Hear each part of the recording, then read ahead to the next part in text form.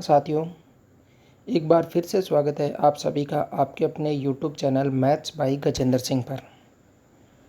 दोस्तों, पशु परिचर भर्ती जो आई है, इसी भर्ती के जो सिलेबस के बारे में आज हम डिस्कशन कर रहे हैं और डिस्कशन भी उस चीज़ पे हो रहा है कि सिलेबस में जो विसंगतियाँ मुझे देखने को मिली है, उन विसंगतियों के बारे में चर्चा करें।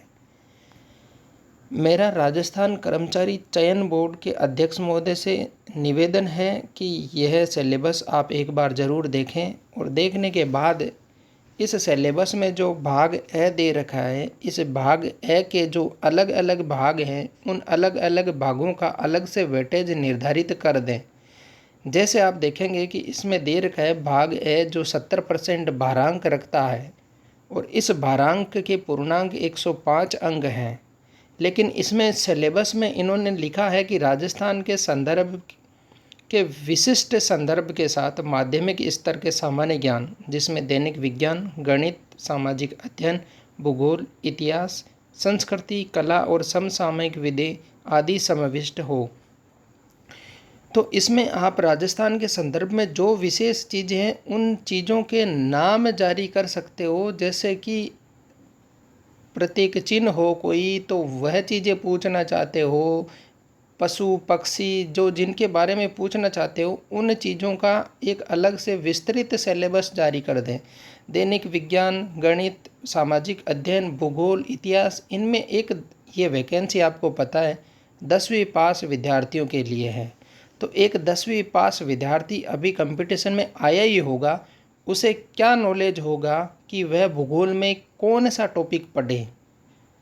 क्यों, जब तक भूगोल में कोई टॉपिक मेंशन नहीं किया गया है तो भूगोल तो अखात भूगोल है, उसमें वो कहाँ से पढ़ेगा, क्या पढ़ेगा और क्या छोड़ेगा, वह चीज़ उसे समझ में थोड़ी आएगी।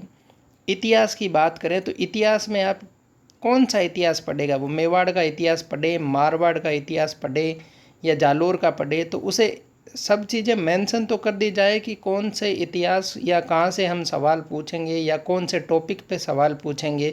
कला संस्कृति के बारे में भी होना चाहिए, गणित के बारे में भी, जैसा कि पता है कि कौन कौन से टॉपिक हैं, उन टॉपिक को आप एक अलग से निर्धारित कर दो। इन वेटेज जो मैं कह रहा हूँ कि साइंस के कितने सवाल बनेंगे, वह चीज़ भी तो आप अलग से मेंशन कर सकते हो कि हम साइंस से 5 सवाल 10 सवाल जो भी बनता है वो अलग से पूछेंगे। जिससे अगर एक विद्यार्थी का साइंस कमज़ोर है तो वह साइंस पे ज़्यादा फोकस नहीं करके किसी दूसरे सब्जेक्ट पे ज़्यादा फोकस करेगा। उसे पता तो होना चाहिए कि कितना सिलेबस है जो कौन सा ज़्यादा भार रखता। अगर उसे पता होगा तो वह एक सब्जेक्ट जो उसका कमज़ोर है उस पर ध्यान नहीं देके दूसरे सब्जेक्ट पे ध्यान ज़्यादा देगा। जो ज़्यादा भार वाला होगा, या मैं कहूँ कि जो ज़्यादा अंक वाला सब्जेक्ट होगा, उस पर वह ज़्यादा टाइम देगा। तो एक तो ये हो जाना चाहिए कि विज्ञान, गणित और इन सब का अलग से निर्धारण हो जाना चाहिए कि गणित से कितने सवाल होंगे, विज्ञान से कितने सवाल होंगे और इतिहास के कितने होंगे या भूगोल के कितने होंगे। दूसरा, राजस्थान के संदर्भ में जो विशिष्ट संदर्भ के साथ माध्यमिक स्तर के जो सामान्य ज्ञान रखते हैं, उनका भी कुछ मेंशन हो जाना चाहिए। तो मैं यही कर्मचारी चयन बोर्ड के अध्यक्ष महोदय से यही निवेदन कर सकता हूं कि आप एक बार विस्तृत सिलेबस ज़रूर जारी कर दें, जिससे बेरोजगार साथी, जो मेरे भाई बेरोजगार साथी तैयारी कर रहे हैं, उन्हें एक स्पष्ट सिलेबस मिल जाएगा। तो स्पष्ट सिलेबस मिलने के बाद वह तैयारी करने में उन्हें आसानी हो सकती है, जिससे वो पूरा, जैसा मैंने बताया कि वो गणित में कमज़ोर विद्यार्थी साइंस पे ज़्यादा जोर दे देगा, जीके पे ज़्यादा जोर दे देगा। तो उसे पता तो होना चाहिए कि गणित के 10 सवाल आएंगे या 20। अब हो सकता है कि उसकी गणित कमज़ोर भी हो और उसे पता भी नहीं हो कि कितने सवाल आएंगे, तो वो गणित पढ़ने के चक्कर में बैठा रहे और गणित के सवाल 5 आए, तो सारा सिलेबस ही ख़राब हो गया उसका, तो क्योंकि पूरी तैयारी ख़राब चली गई। अब उसने तो गणित में ज़्यादा तैयारी की और सवाल कम आ गए।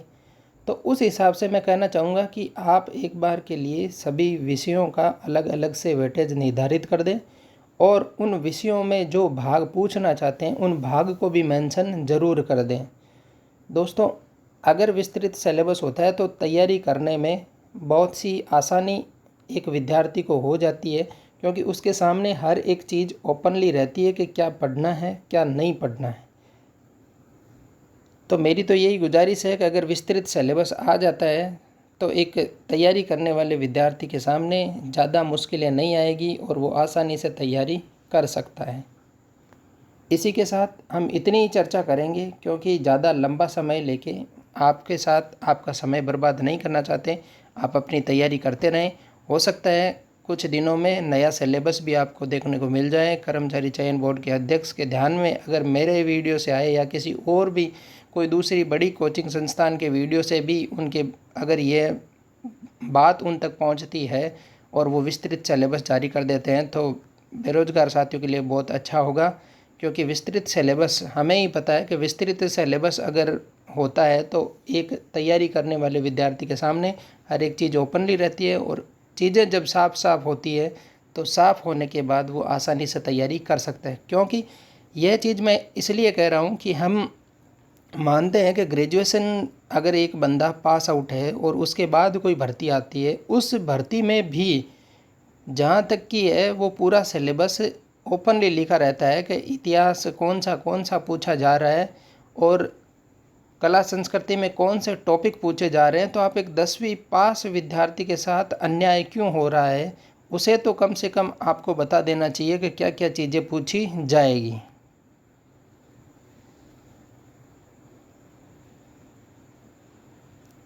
इसी के साथ हम वीडियो यहीं समाप्त कर रहे हैं और हो सकता है कि जल्दी हमारी बात भी पहुंच जाए या किसी और की बात भी पहुंचती है और उस बात के पहुंचने से सिलेबस अगर विस्तृत जारी होता है तो बहुत अच्छी बात होगी। लेकिन अगर इसी टाइप से सिलेबस रहा तो तैयारी करने वाले विद्यार्थियों के साथ एक, मैं तो यही कहूँगा, अन्याय ही होगा। क्योंकि उन्हें कुछ स्पष्ट पता है नहीं, अंधेरे में तीर मारने वाली बात हो जाएगी ये तो। क्योंकि अगर वो विज्ञान तैयार कर रहा है और उसके सवाल ही नहीं आए तो वो तो वहीं फिनिश हो गया, उसकी तैयारी से तो कोई मतलब ही नहीं है। तो अगर विस्तृत सिलेबस हो जाता है जारी तो बहुत अच्छी बात रहेगी और इस पे एक चर्चा होनी भी चाहिए। बड़े कोचिंग संस्थान वाले भी अगर यह मुद्दा उठाते हैं तो बहुत अच्छी बात है।